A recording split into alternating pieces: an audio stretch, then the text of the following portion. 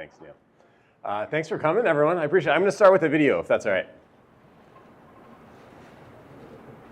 And now I'm joined by Brad Griffith, the founder of Buckeye Innovation, who has been to CES for 20 years. Welcome to This Week in Boomtown. Thanks so much, Angela. I appreciate it. You went to Vegas, came back with a bag of swag. We could only show a few, but what is this? Right. So this is one of my favorite gadgets. This is an anti-gravity A1. This is a 360 drone. Okay. It takes video and photos in 360. You can put that headset on. There you go. And you can see what it's doing. Oh, wow. And you can see, and so you can even see from the outside, I can see what you're seeing inside the goggles. God. So really cool piece of tech. I'll land it here so that we don't I want one. trouble. It's a lot of fun. You'll see it puts down the landing gear. It has 360 cameras. It can take photos and video in 360. So pretty amazing technology. Just a small piece of a huge pie that you saw out there. Right. All right, so let's talk about this. Buckeye Innovation, you track emerging technology and trends. What's the biggest takeaway that you think businesses here in Central Ohio need to know about what you saw? Sure, good question. What I'm most passionate about is what new technology, what AI, what some of the latest technology, robotics, kind of an interesting trend this year, what that can do for nonprofits, local governments, equitable access to tech. So this, when we talk about robotics, this is a kind of an example of what we saw in robotics this year. It just kind of fights. Oh, it's like the rock. Just stands there and fights. Yeah. But we saw a lot of other robotics that did much more than that. Well, when you get a little clip, it looks like the robots are amazing and they're autonomous and they're going to take over. They're not there yet. Okay. So I don't think we're quite ready on the robotics front. We know Jobs Ohio was there. We just heard from the CEO and president, huge presence. OSU President Ted Carter Jr. was there talking about AI fluency for all the graduates. So when you see Ohio in that space, do you think we're at the level that we can compete with all these other countries that are also there? I think so. I'm a little biased. I think so. I told someone, I was walking around the show with... All right. So this is a 10 TV interview. I got to talk with Angela Ann, who's another who knows her from New Albany, a New Albany parent, got kids in New Albany schools. So I had a really good time talking with her. We're going to see if this will work.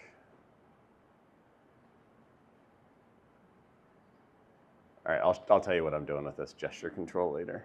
I'm still practicing, as you can see. All right, very good. Okay. So I'm Brad Griffith. I'm the president of Buckeye Innovation. We design and develop software. There we go. Okay, we design and develop software that helps nonprofits and local governments help more people. So if you're in the business of helping people, I want to talk more about nonprofit tech with Carrie. That's what we try and do. We're building software that helps them do more good, more efficiently. So I'm not here to talk a lot about my business. I want to give you an impression about what CES is like. I'll tell you some of the things that I saw this year that I found really interesting. I will demo some of them. But first, I've got to always, and I'll get emotional talking about this. The reason I started going to CES was my dad. He's a veterinarian. No particular reason to go to CES for technology. But it was a great father-son trip. You'll see some photos. I was with the National Championship Trophy, big Google vending machine. I got him 1 year. 1 year we went into the Amex Lounge on the right here. That's the American Express Lounge, and I was so thrilled. I was like, I've got an American Express card, and my dad didn't have one with him. And so I got him into the lounge. It's like, I've made it. I got my dad in somewhere. And that's the bag of Woot monkeys, swag, the stuff we all get is a big part of CES, sometimes, unfortunately, because there could be a lot of waste. But he got this whole bag of monkeys that scream. Noel, do you remember those screaming monkeys? You can fling them across the room. They're kind of fun. All right. Well, I need to turn my gesture control off because it's kind of going haywire. All right. And then this is iconic Don Griffith taking lots of photos. I remind myself a lot of him these days, and how much, like, all the camera gear and all stuff. It's a lot more compact now that I don't have to take a big backpack. Don't carry his stuff around. He passed away 5.5 years ago. So part of why that gets emotional for me. But he set a great example. Always be curious. Always look for things that can improve your life. He was amazing at improving animals' lives and the lives of the animal owners. So I was inspired by him and have been 20 years now. So I want you to learn a little bit about what CES is like. Has anyone in here been to CES before? No one. Oh, very good. Okay, how many times? Once. Awesome. So it is an amazing experience. I'm going to take it as a compliment that like, Heyman just comes here instead of going to CES, and he feels like he gets the full experience. Thank you, Heyman. But I want you to learn a little bit of what it's like. I'm going to try this again. So one of the problems with this gesture control device that I'll show you is that I have to keep my wrist kind of still. I can't, it checks, like it looks at the electrical impulses in my wrist. So if I use my hands to talk, which I typically do, it kind of goes crazy. So I'm going to have to be careful of that. I want you to draw some insights. So things that for your family and your team at work or your school team, wherever it might be, you can draw some insights. I'd like you to see some quirky gadgets as well. There are definitely some things that are kind of just fun to see. I would like you to commit today to using one more piece of tech. Who feels like in general tech does more good than harm? Who's on the other end of that? Who feels like, I see some, Dennison is skeptical about it. Dennison is all in. Dennison, Mary's skeptical, very good. By the way, my daughter went to Dennison the other day for a tour, loved it, very good. So yeah, we're starting the college tour. I think that it can improve your life. So you have to choose to use technology in a way that will improve your life, but hopefully you'll see something today that will be interesting enough that you'll want to use it. I'll take some questions. Hopefully you have some questions about specific things that you want to know about. I am not an expert in any one of the specific tech gadgets or any things that we saw, but we could talk about that. I am getting used to this gesture control still. I'll get there. I tried to make the gestures complex enough that I wouldn't accidentally trigger it, but that's not working out. All right. Okay, we're going to, let me turn it off for a second. We are going to go over to Menti. Who's used Mentimeter before? All right, so scan this QR code. Got a few questions. Not going to go too long. In past years, we had a whole quiz game. We're not going to do all of that. But scan this QR code. Get onto Mentimeter. I'm going to move to another slide that has it on there as well.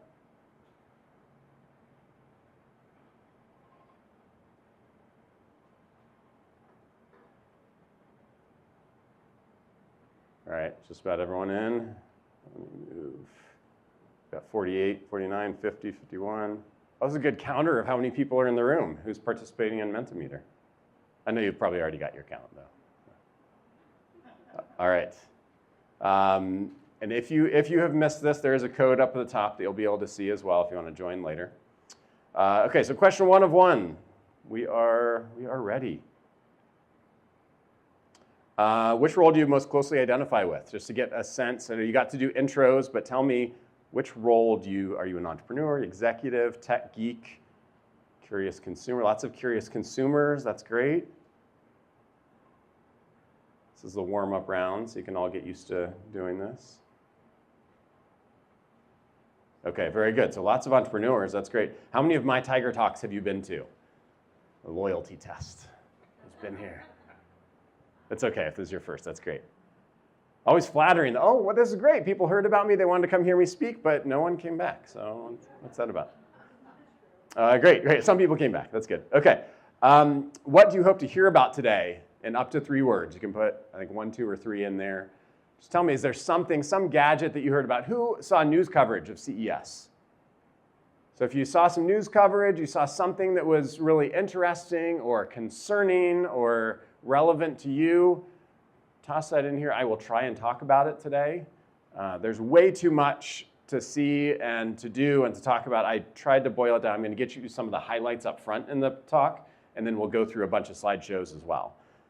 Okay, a lot of robotics, robots, AI, CES, tech, drones, gadgets, great. I like efficiency and saving, unique tech, helpful new gadgets. Very good. They should aggregate some of these, like use AI to understand these better in the word cloud. They don't really, there's plenty of ideas. Okay, thank you for participating in that. Okay, this is like my research panel that I do every year, and put a few things on there. These are some things that were particularly interesting to me this year. So the way this technology reality matrix works, I want you to tell me, do you feel like, is this technology just kind of boring or it's a game changer? It's not going to really make a difference on the left, huge difference over on the right. And then the vertical, not mature yet, like we're just very early on with this technology. And up at the top is very mature, like a a QR code.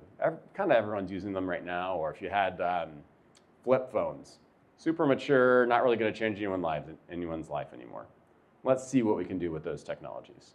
We'll talk about voice recorders. Does anyone have a voice recorder?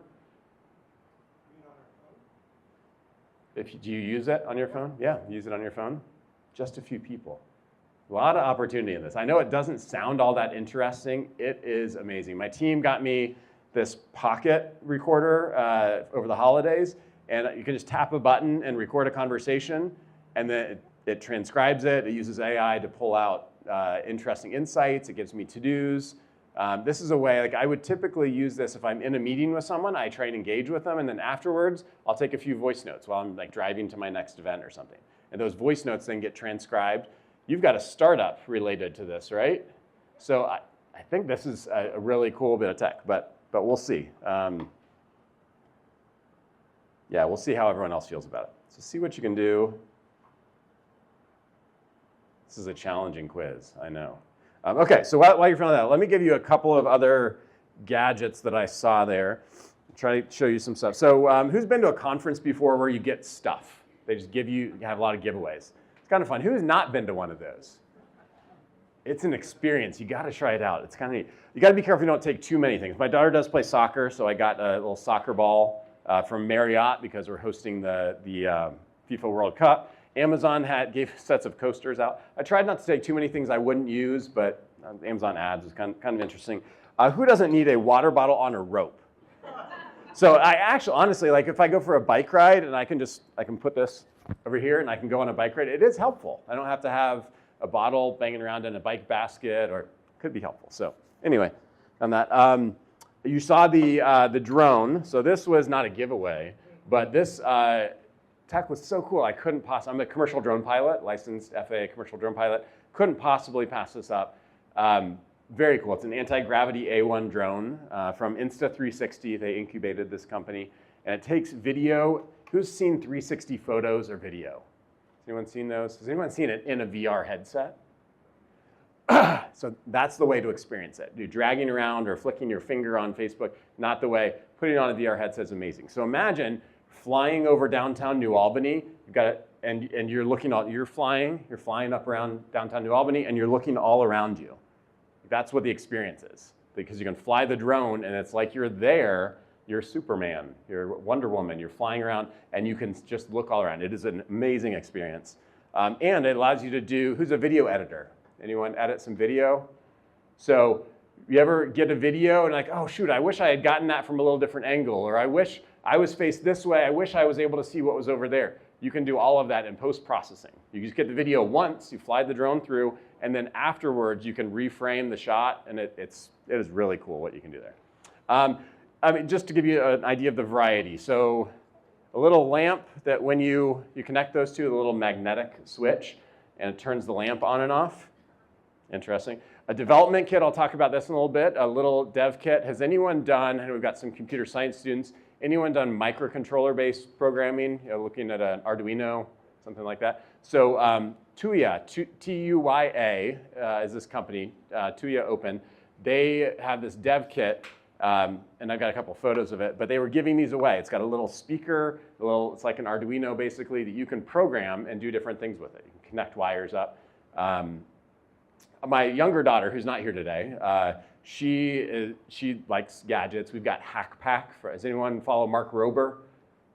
If you don't, really good gadget guy, Mark Rober. He's a former NASA engineer, and he has some really great videos. He's got a pack that you can get. My team got me one of these last year, and it's a subscription kit. They send it to you, and then you can do fun things with it. You build. We built it was a turret gun, IR remote control turret gun. And it shoots Nerf darts. And so she could press the button and it moves the gun left and right and up and down, and then she could press a button and it fires, and it's a really cool kind of thing. Not dangerous, I promise. So lots of interesting gadgets and things. The little robot, so I was I'm giving them a bit of a hot take, but the robots were not that impressive. Like they do some really cool things, but it's just not there for general purpose. We talk about like artificial superintelligence that's smarter than us, can do everything that a human can do and more, or just artificial general intelligence, where when you get artificial general intelligence in a robot, that's where it gets to be really cool, where it can do anything that a human could do thinking-wise, but then you put it in a body, something that can actually touch things, then it becomes pretty powerful. We're not there yet. They're not generally intelligent. So that was interesting. Little car with mints, a fidget spinner with an NFC chip in it. You can tap to your phone and a QR code. So lots of interesting little gadgets. Okay, how well did I stall? A few of you finished it. All right, it might not have uploaded. Okay, so let's take a look at some more things that caught my eye. First of all, all right, I'm going to try my gesture control just a little bit more here. We'll see if I can get it to work. That wasn't. I'm going to keep practicing. Oh, there, now it's working.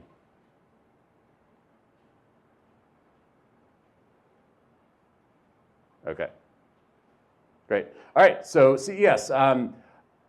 I think this might be the last year I use this slide where we talk about the pandemic, but CES 2020 was right before the pandemic, maybe started the pandemic in our country. Brought people from, of the attendees, there are 60,000 of them that come from other countries. So it's amazing, it's a big world event. 171, the main things I want you to take away from this, there were 171,000 attendees in 2020. This year we were down to 148,000, so it still has not fully recovered. I don't blame people as you go and you see these crowded audiences, I don't blame them. The show floor continues to grow. The number of exhibitors has continued to grow, is down a little bit this year, but pretty interesting. So if you look at CES 2020, this is what it looked like. So it was give anyone anxiety. Like packed into a room, there's so many people in there, just flooding into the halls. Yeah, right. I mean, this is how you contract disease, right? Is you get in a room packed with other people from all over the place. So CES 2026, these are some of the topics that were covered. So over on the left side, you'll see featured topics. AI was everywhere, integrated into everything. Digital health, and then vehicle tech and mobility. Those were their 3 featured topics, but they have every topic imaginable up here. All right, so some sample of exhibitors. Anyone, I mean, I'll say, does anyone recognize a company that maybe you wouldn't expect to see at CES? John Deere, who else? AARP, I've got a photo of their exhibit. Everyone know that? The kids in the room know that? The American Association for Retired Persons, is that the right acronym? Yeah, they actually have a really good exhibit. I played pickleball there last year at their exhibit. They had a little pickleball court, which is very cool. Abbott, that's a Columbus company. Anyone recognize any other Columbus companies on here? They might be the only one. What's another Ohio company? P&G. Procter & Gamble, there we go. Neil spotted them. P&G down at the bottom left. So a lot of companies, very interesting. The CES Innovation Awards, if you want to take a look at the award-winning technology from CES, this is probably the easiest place to find it. This slide is clickable. I know you can't click on it right now. If you go to the slides, buckeyeinnovation.com/CES, that URL is on the last slide as well. I see I'm resorting to gesturing with my head because I can't gesture with my right hand because it'll change our slides. So if you just search for CES Innovation Awards, it'll take you to this website and you can see, does anyone remember who've been to these talks before, my main gripe, user experience gripe on this? So they typically have just been alphabetical. They could have some other unknown sort. No, they're still alphabetical. It's just there's a symbol. The first one on here starts with a bracket. Why they sort these alphabetically, I don't know. Maybe to not show any favoritism. But this is a good place you can go click and you can learn about all the gadgets. I see a lot of people going through this exhibit. There's a place where they've got a showcase where you can actually look at these. I didn't go through that because I can just look at them online. So take a look at that if you're interested. Okay, this is where my gesture control gets really complex. And we are going to go to my intro. All right, so I'll go through. All right, so you did see, basically if you saw that I could gesture to change tabs, I mapped a key, control tab to change tabs in my browser. I could start the presentation by pinching and pulling up. I could advance slides by double tapping. I didn't show it, but I can twist my wrist twice and that would go back a slide. So some pretty cool things there. And I'll get back to that in one second. All right, intro to CES. This is what CES looks like. There are 13 venues throughout Las Vegas. This is one of them. This is, I believe, is the West Hall, where they all start looking like. They just redid the Central Hall at the convention center as well. So they look kind of similar. You see people packed in. Do you see what they're looking at? I don't either. It's just a bunch of people who are like, you don't even know what they're looking at, but they're just clustered around something. It's probably a robot dancing or a robot dog that's doing tricks or shaking hands. So a lot of people gawking at gadgets. This is me with my 360 camera getting a selfie of exhibits. I can't remember which country this is, but there are a lot of international exhibits. And so these are just little booths with a whole bunch of startups. Of the 4,100 exhibitors, about 1,400 of them are startups that are packed into this little tight space, and you can go see all of their exhibits. So you see that there. You see CEOs hustling, selling their product. This is the CEO of Droplet. Has anyone heard of Droplet? You have sensors in your home that sense various things. So this is a water flow sensor that's, I call it non-invasive. It doesn't put the sensor in your water. It just clamps around the pipes. You see the red, white, and blue copper pipes behind her. So it clamps onto there, and then it tells you how much water you're using. Compare that to your water meter. It can give you some AI insights about how you're using water, when you're using water. Very cool. What is the CEO doing? Is she talking about their great tech and how it works in your home? No, she's serving water. This is a sampling, a flight of waters from around the world. And you see there are rows and columns. There are about 32 different waters that she was sampling to people. Interesting. So I don't know, she seems brilliant and she's got a great technology, but they had her, or maybe she chose to just serve water to people.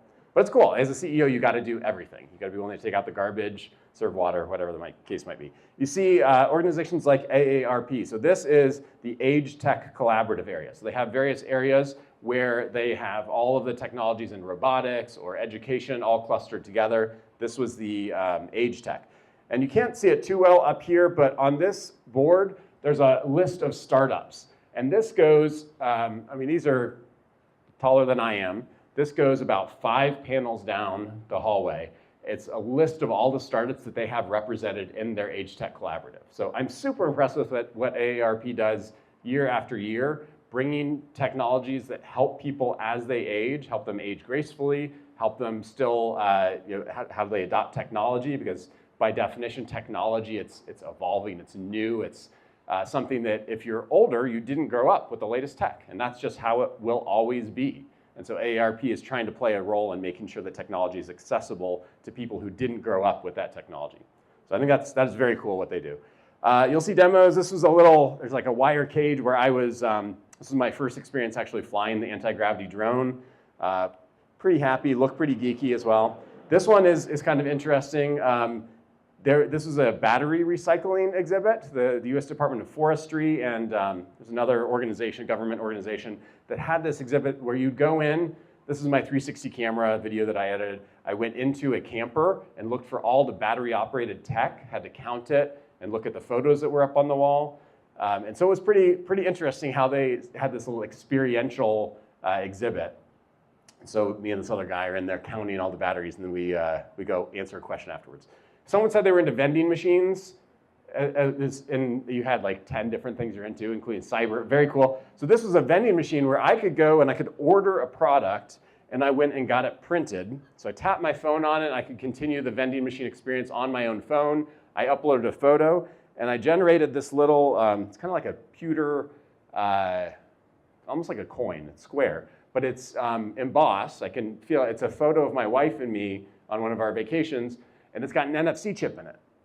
So I'm giving this to Abby after I'm done with this is my last CES-related talk for this year.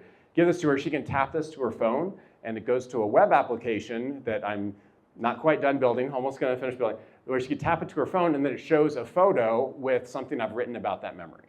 And every day she could tap and get another memory, and so I'll just have to write a bunch of those. So it's just kind of an interesting thing, both from a technology standpoint, from how they distribute it. They do it through this vending machine. And then NFC technology is one of my things that I would like you all to keep an eye on. This exhibit, every year they give out little penny boards. Has anyone seen a penny board? It's a small skateboard. most people, I hate to stereotype, but I'm going to stereotype. Most people who are going to the big gadget geek fest, do you think they're skateboarders? Like, it's not the typical audience. It's also, no kids are allowed. You cannot be under 18 and be at CES. So there are these people who I am guessing do not know how to ride a skateboard, would break an arm on a skateboard, and they wait an hour. You see on one side of the booth, there's a line. It goes all the way around the square, and then they come back over on the left side to that free board, and they get a free penny board if they wait in line. I'm not gonna wait an hour to get a skateboard that I will never use, and where I probably would break a wrist or something doing it. But you get a lot of giveaways. Some people wait a long time. There were these t-shirts that were giving away that were screen printed with TCL, that's a TV and electronics company, and the NFL logo. I suppose maybe if I'm a big NFL fan or a huge TCL fan, I'd want a t-shirt, but I feel like there's just a lot of swag that's given away that's wasteful. I don't even know what they were doing here. I think these are little bowl warm fuzzies. So I don't know, just lots of stuff that they give away. This is the stuff that I felt like was reasonable enough that I would bring it home. You do see a lot of massage chairs. You're walking around, my feet were sore, my back was sore. This one was interesting though. They call it the mouth of truth. You put your hand in and it gives you a hand massage. It's weird, I don't know, it's weird. I enjoyed this one. This was a roller coaster simulator. There's me upside down. So this is the 2-second. So it actually like spun me around. So I was willing to wait for this. That I waited for a time that there wasn't much of a line, but I got to try this out. It's a VR experience, and it actually spins you around in the roller coaster. Really fun. So lots of cool stuff. I should not have bought something at CES, but I did. I was happy with the purchase, but yeah. All right, so that is the intro to CES and just roughly what it's like. Lots of exhibits, exhibitors, startups, swag, CEOs pitching. So I'm going to show you, Ohio definitely had a nice presence there. So I'm going to show you a little bit of that, and I'm going to talk about highlights. One thing that I sometimes have trouble getting to in these talks is what did I actually take out of it? What do I think you ought to know? So I'm going to give you that right after the Ohio slide, and then we'll go into more depth in the areas, the main themes that I saw. All right, so Ohio showed up. Let me switch over to this album. And I'll walk you through a few of these. So this is Alex Sheen. This is a guy who I had heard speak. He runs a nonprofit called Because I Said I Would. Which resonates because I don't know if anyone feels like you have trouble keeping your commitments. You overcommit, you want to be helpful, you say yes to a lot of things, and then it's hard to come through. And he said this is a universal principle anywhere in the world, that the importance of a promise, which hits hard because there are times when I'm working hard, I'm up super late, and then I'm not there for my family. So I try to make sure that that's part of why I really enjoy talking with Alex. We talked on Friday, and we talked about building an app for his nonprofit that's here in Ohio. And they said, oh, well, I'm traveling, but we should get together. I said, yeah, I'm traveling too. We should get together sometime. We'll build the app. And then I got to the airport on Monday, and who's there at the airport? It's Alex Sheen. And we sit on the airplane for 4 hours. We talk, and we plan out his app. And they unfortunately did not have Wi-Fi. We were going to actually build the app on the plane and have it done by the end of the trip. And we would have if we had Wi-Fi, but it didn't work. Jobs Ohio spent a lot of money at CES this year. They were all over the place. They had the CES Foundry area, just advertisements down the hallways. Number 6 in tech. I met someone, they saw my badge. They said, oh, New Albany, Ohio. Ohio, you guys are number 2 in jobs, aren't you? It's like, sure, yeah, we are. They had just seen an advertisement that said we're number 2 in jobs. I don't know if I have the specific one in here, but so I think it was effective that it told people Ohio is a place where you can advance your tech faster. So that was really cool. I liked seeing Ohio there. This was an Ohio company. Apparently this is legal in Ohio. When used at the right time, it's this, yeah, that's right here. This is the Ohio company. Are all the videos black? Oh, really? Great. Sorry about that. So I'm glad I've got a photo of this one. Yeah, good to know. I'm sorry about that. So down there at the bottom right, you can see a license plate holder that has this screen. You can just press a button on it, and actually when you're in your car, you press a button inside your car, and it puts this mask over your license plate so it can't be seen. interesting. I'm not totally sure of the legitimate uses. They said, well, when you're parked, like if you're parked somewhere and you don't want someone to know your license, I'm not believing, but this is an Ohio company, so interesting. Does anyone recognize that Ohio license plate, the red, white, and blue? So it's cool. I got a photo with them because they're Ohio. This is Case Western Reserve University. Anyone going to Case or considering it? Went to Case? Very good. So yeah, I considered Case. That was one of my top picks. But they had so many startups. I think they brought 12 startups that are all student-run startups. They had to rotate. And one day they'd have one group of 6. The next day they'd have another group of 6. It was very impressive, their presence there. These were a couple of the students that had a AI-powered employee benefits matching system. Well, the TriNet folks, you probably want to acquire this company before it goes huge. Very, very cool tech and some very well-spoken students. As opposed to Ohio's experience or Ohio's presence that was absolutely everywhere throughout the show, the startup in Georgia, like it was one little exhibit. Florida, one little panel. So Ohio spent a lot of money, but we had a great presence there. So that was really cool. And that's why 10TV did their little segment about Ohio at CES. You know, I am considering here whether this is dangerous. I am going to share my entire screen. All right, and there we go, videos.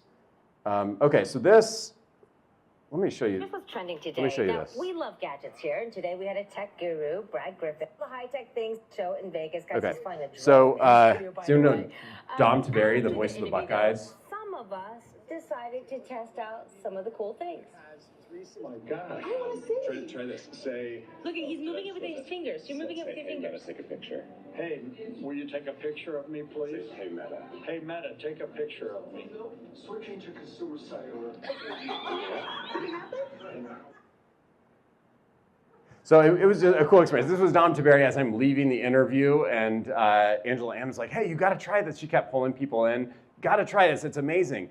It's these glasses that I said I was going to take them off during the presentation. I did. These are Ray-Ban Meta display glasses. I think I look geeky. Like maybe I've got credibility when I wear them, right? So the Ray-Ban Meta display glasses, I can tap my fingers twice, and a little display shows up here where I can see, I can swipe with my finger, and it navigates the screen. I can look if I had text messages. I can look at Facebook Messenger. I took a couple photos during the intros, just gesturing with my hand, and then I pinch to select. I can ask Meta. I can turn it off. So I can gesture, and it uses this neural band. It uses the electrical impulses in my wrist as measured by this band. Very cool technology. Dom was just he was just using the voice activation part of it. It's got microphones and speakers in it. My pinnacle of technology is something I only dreamed of when I was a kid. I rollerbladed around New Albany. I live nearby. Rollerbladed around New Albany wearing my Ray-Ban Meta sunglasses, the other ones that I have there, dictating to ChatGPT while I rollerbladed requirements for an application, a web app I want to build. And then when I got home, I asked it to write up a product requirements document. So I went rollerblading, and I came back with requirements for an app that I wanted to build that I could then feed into an AI engine and build the app. Anyone see the guy who ran a marathon while building an app? Very cool video. He had a computer in his backpack. He had glasses on, one of the display glasses. I'll show you these in a second here. And he was using Claude Code, I think, to build the app while he ran the marathon. He got to the end of the marathon, he had a working app. Very cool. So anyway, so these glasses, I think, are something that are to be paid attention to. Okay, so that is Ohio's presence. Let's talk about 3 practical gadgets, 3 things that I saw that I think they might not sound exciting to everyone. This is according to me. They're exciting. Wearables, particularly display glasses, glasses that have a display you can see. I think the ones without a display are also very cool and have some great possible uses. But then also control devices like these, where I can, if I get better practice at it, I could use my hand to control. So let's try it one more time. It has a keyboard mode and a mouse mode. Okay, so let's see if I can do this without.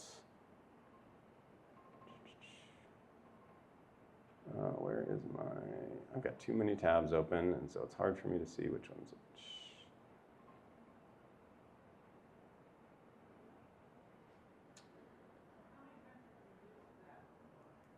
This wristband, I used it a little bit at CES. I played with it, and then mostly I'm teaching myself today.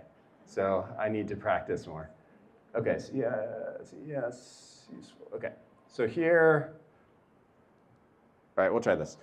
So AI note takers, who said they have a voice recorder that they use? Do you use the AI functionality? So yeah, so you know there is, right, you could have some sort of AI functionality. So I've done this actually at New Albany lecture series events where I record the lecture series with the voice recorder on my phone. I don't know if this is like an intellectual property concern. I'm not selling it or using it. I record it and it transcribes it for me. It's basically like an assistive device so that I can see the text. And then it can also summarize it for me. It does some very cool things. So I think if you are not thinking about using one of these voice recorder apps, you should definitely consider it. There are all sorts of ones. This Trans AI Note, interesting naming. That's one. Roam is another one that clips onto your clothing. There was one that, all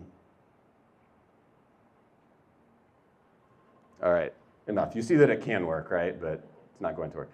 Okay, Pebble has another one. Who knows of Pebble? It's a smart watch company. They went away for a while, then they came back. The founder had sold the company, bought the company back, is bringing it back. This is a ring that's very interesting. Who has a smart ring?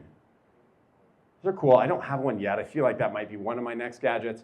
This ring, though, it has no smart sensors. It is purely a voice recorder. So you see the little button on it. I click that button, and then I take down a voice note, and I press a button to stop. And then I can download those via Bluetooth to my phone. If you had a little ring that you could wear around, and you said, oh, I've got to remember to do that, remind me to pick up milk at the store, and stop. And then all of those notes at the end of the day, they synchronize, and you've got your reminder list. It's really useful. It's not super revolutionary, but very useful. The very interesting thing about this tech is that, from my perspective, the unique thing that they're doing, this is a disposable device. This, you use it for 2 years, they said, and it'll have about 2 years of battery, and then you can ship it back to recycle it, but it is not rechargeable. You do not recharge this ring at all. Very interesting. I've never seen something like that, like this sort of a form factor for a smart ring, but very, very interesting. This is the Mudra Band. So the Mudra Band, it can act as a input device. So any device like a TV or a phone or a computer that has Bluetooth, or you could plug in, or you could connect a Bluetooth keyboard or mouse, you can use this as an input device. And you can map different gesture controls so that I can pinch and swipe. I can flip my hand over and pinch, so it recognizes my hand up, my hand upside down, single pinch, double pinch, index finger or middle finger. And now I've got 2 bands on, so both of my bands are responding to this. I can feel there's haptic feedback, so my wrist vibrates when I make these gestures. And you can control a device. I need to get better at it. I keep putting it on standby by pressing a button here. But this is something that you can do today. I was thinking the thing that I'm going to, you can tell Mom about this at some point, but I'm going to build apps while I'm doing dishes. So the idea is that I could have various different gestures. Does anyone use Claude Code? So if you use Claude Code or in the agentic AI tools, I could have my computer up and I can be dictating to Claude Code. So I can use Whisper Sync, and so I'd have a key mapped on my band where I can do some gesture that starts dictation, and I can dictate a command and then stop dictation and continue with the dishes while it builds.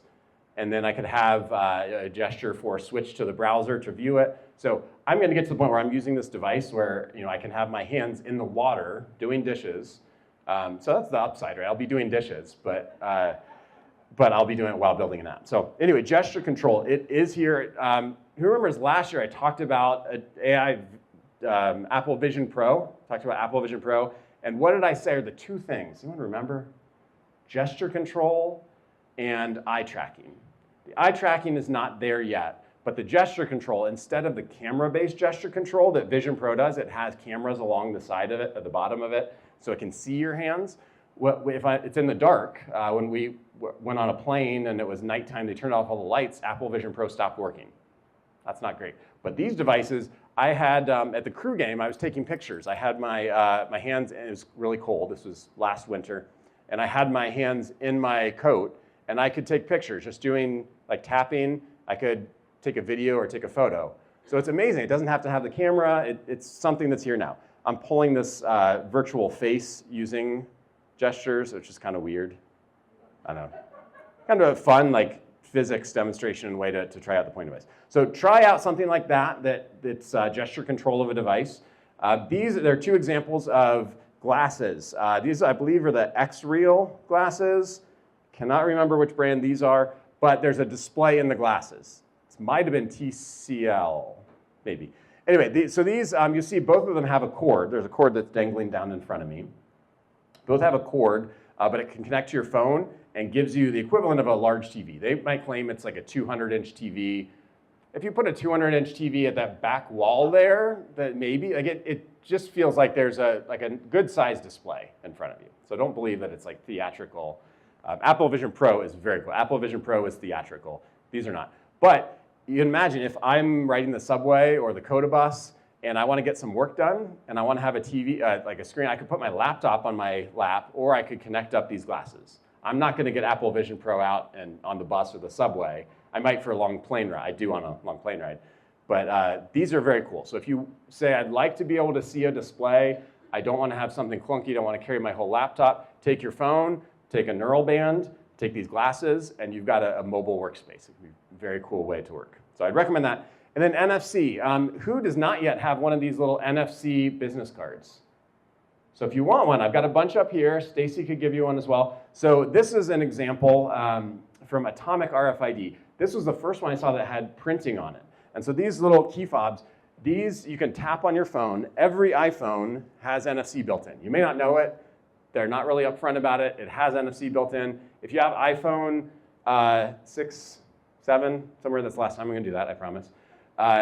Those 6 and 7, they have old technology, and you have to do it a different way.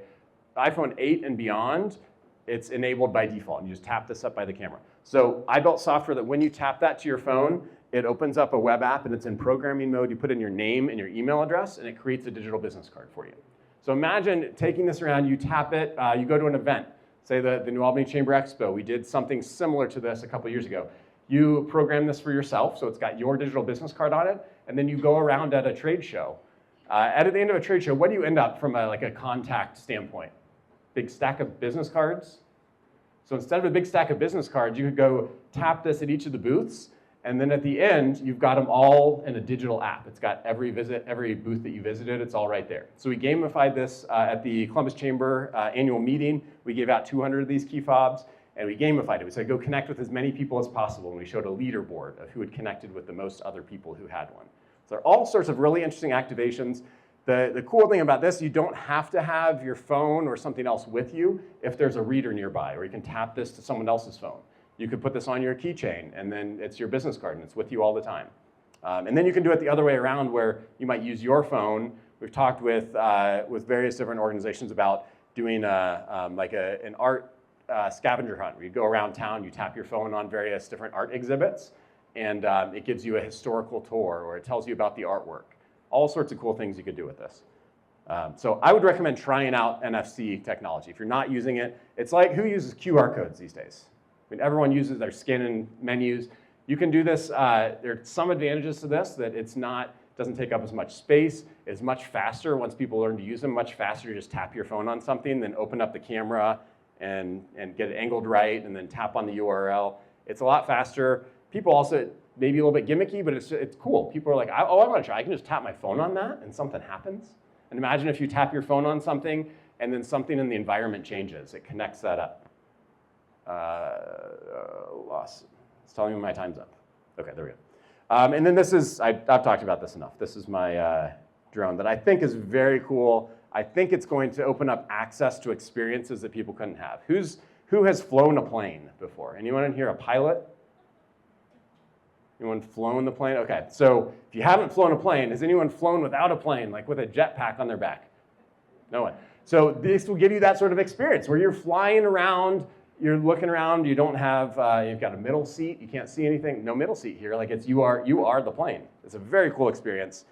So imagine if you could fly over the, can't do it in national parks, but you could fly over a state park and see the red rocks in Utah, or very, very cool things. How is it different from other drones? I'm missing what's different. It's got 360 cameras, so the way that it takes photo and video in all directions, all at the same time.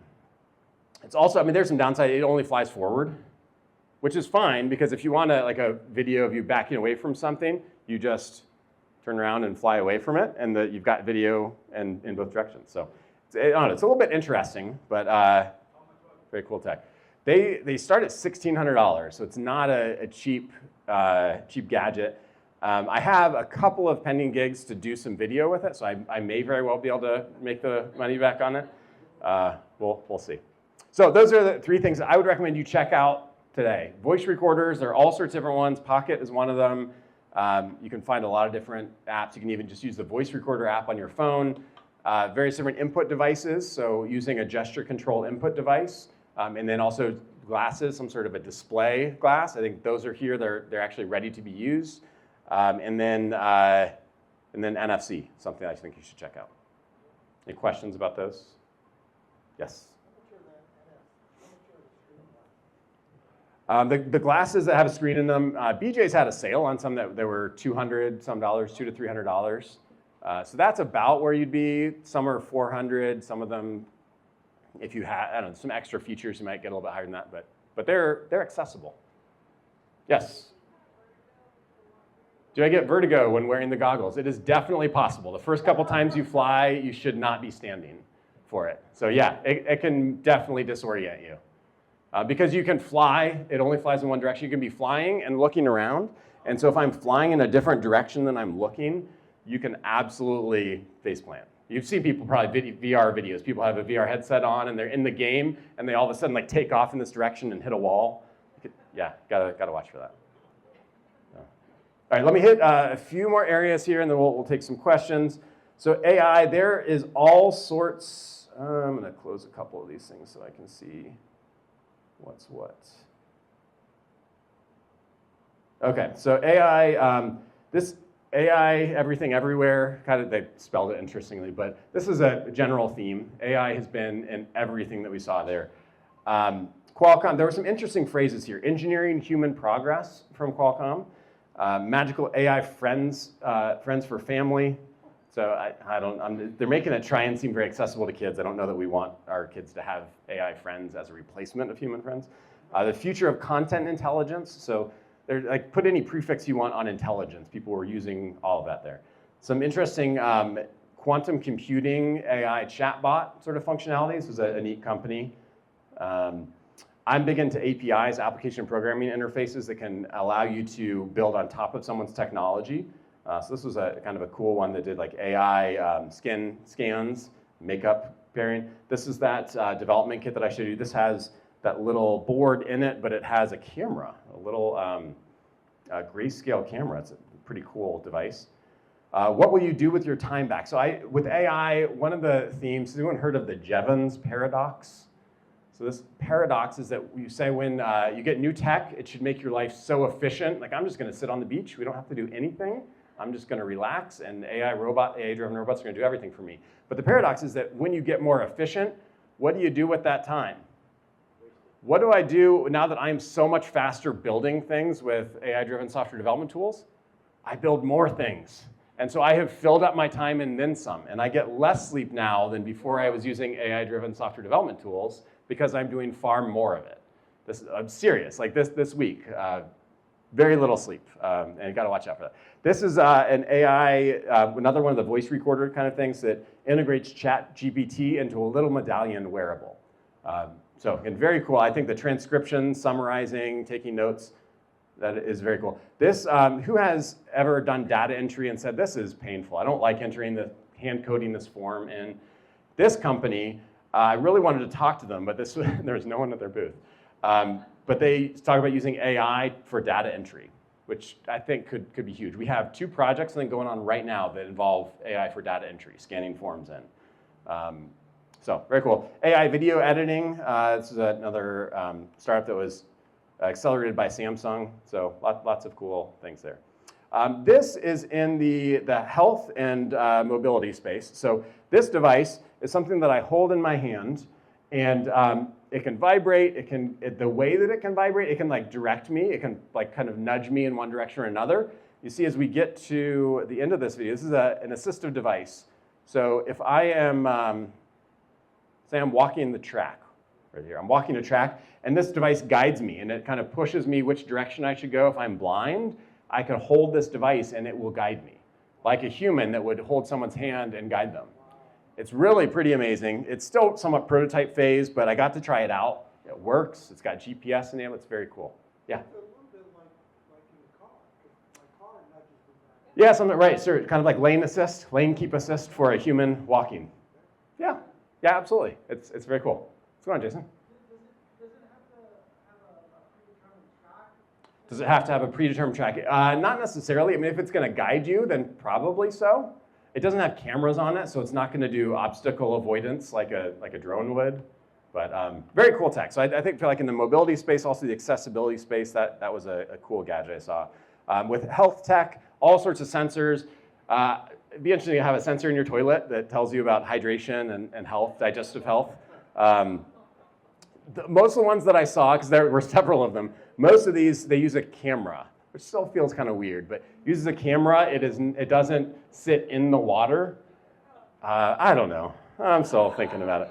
Hapware, so this is a wristwatch that you can wear, and it gives haptic feedback. So it could do something like, for the hearing impaired, might give you haptic feedback, or I don't know, it's an interesting device. Perimenopause and menopause, something that all women deal with at some point. This, again, I wanted to talk to someone about it, but there was no one at the booth. I was stretching the hours to the end. But there's an app and a device that helps you with some health tracking around that. This is a body odor detection system, which I know we all have built into our faces. But the unique thing about this is that it can detect a signature of cancer by looking at your body odor.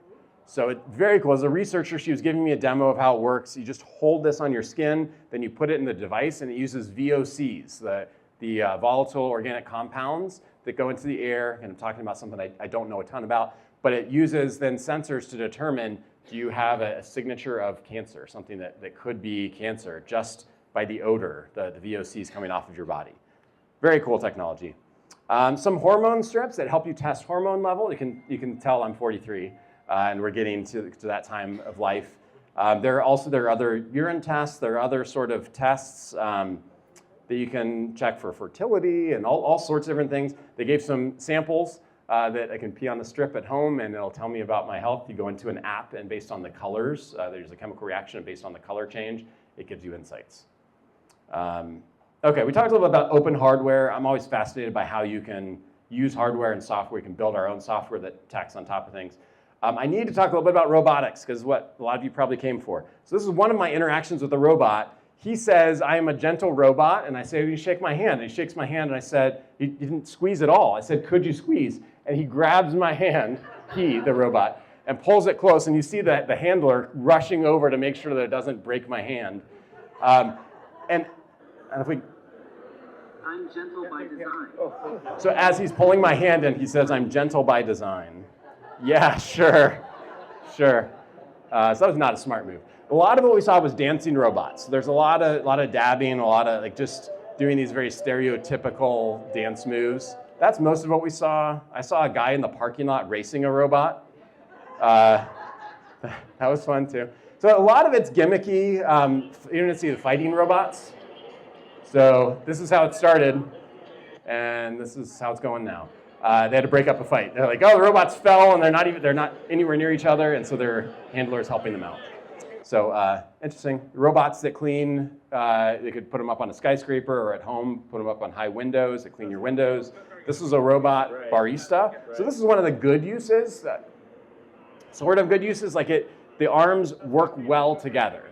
And it can do latte art as well. Although they optimized it they said we optimized it for European milk. And here, the American milk, it's not nearly, it's kind of snobby, not nearly as good, and the latte art doesn't work. I don't know if that's true. This is sort of creepy. This is all I saw them do, just waving. Folding, so this is another example. The robots, when given a very specific task, fold this laundry, here it is in a basket, pull one out, put it on the table, fold it, and put it here. They can do that, but that's like machine automation. That's what we've been seeing for decades. So I feel like that's okay. The AI sort of integration is just not quite there yet. So, all right, I know we're up on 12 o'clock.